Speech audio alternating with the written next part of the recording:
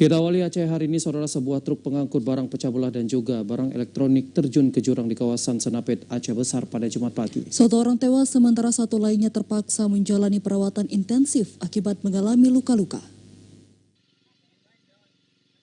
Kondisi kedua korban yang terjepit membuat petugas Basarnas Banda Aceh yang tiba di lokasi harus menggunakan mesin dan alat berat guna mengevakuasi tubuh korban. Dibantu TNI Polri, personel Basarnas memprioritaskan pertolongan pada M. Fikri yang merupakan kondektur truk naas ini. Hal ini dilakukan setelah pria asal Sumatera Utara ini diketahui selamat meski mengalami luka-luka. Adapun sang supir Agus Setiawan tewas di lokasi kejadian. Kecelakaan berawal saat truk yang disopiri Agus Setiawan akan menuju Banda Aceh pada Jumat pagi. Tiba di turunan Senapit, pria asal Aceh Utara ini diduga tidak dapat mengendalikan laju kendaraannya karena mengalami remblong.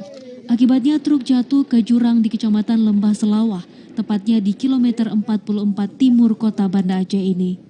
Kita berhasil mengevakuasi korban yang pertama pada pukul 13.30 dalam keadaan selamat, dan yang kedua korban berhasil dievakuasi pada pukul 14.20 dalam keadaan meninggal dunia. Kondisi korban yang terjepit serta badan truk yang berada di dalam jurang membuat evakuasi memakan waktu hingga 2 jam. Korban yang berhasil dievakuasi langsung dibawa menuju puskesmas terdekat. Kecelakaan sempat memicu kemacetan di sekitar lokasi. Kasus ini kini ditangani Satlantas Polres Aceh Besar. Dari Aceh Besar, Arman Konadi, TVRI melaporkan.